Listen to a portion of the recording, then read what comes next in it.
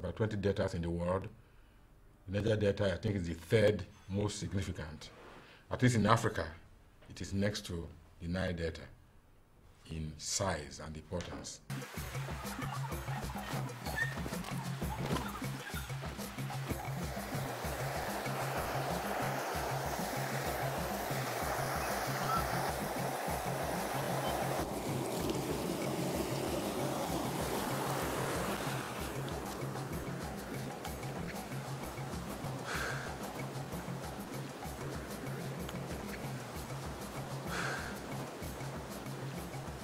Now, thousands of years ago, humans moved into this area, mostly from the north and from the northeast.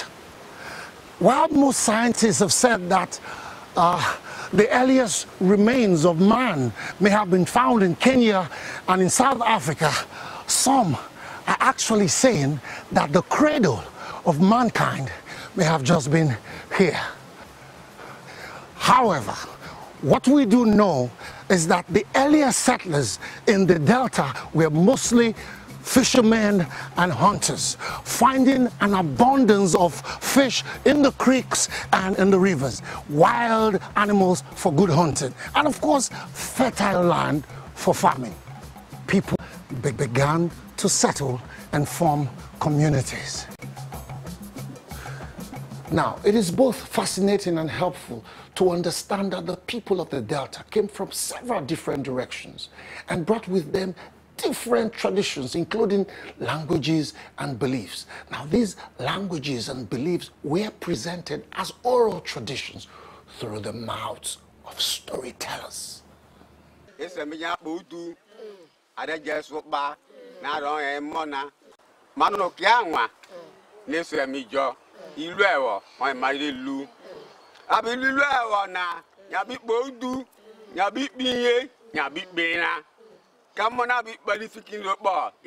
Now, almost every African storyteller or traditional historian that tells of the origin of man claims that his own people are the very descendants of the very first man.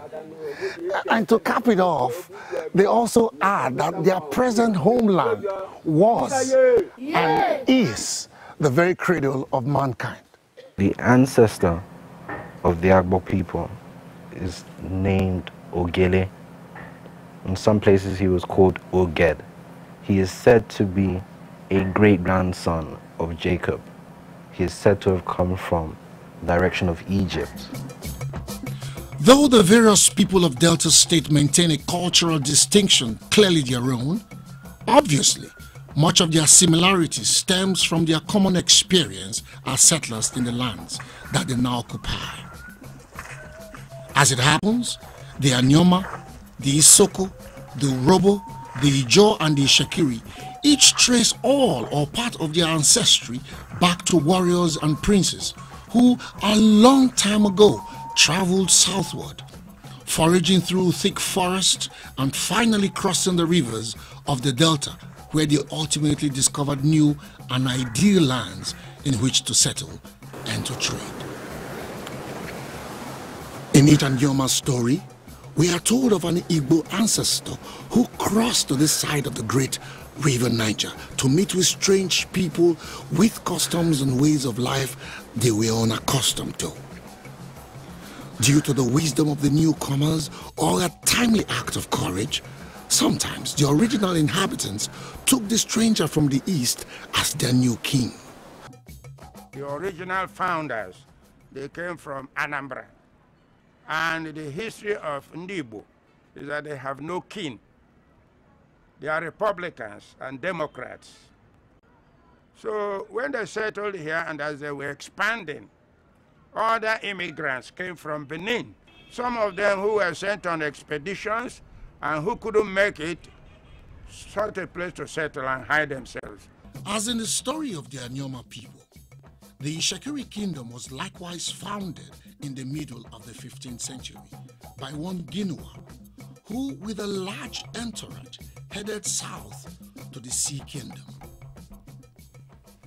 We are told that about 1480, the Oba of Benin decided that the royalty should be extended to the water area.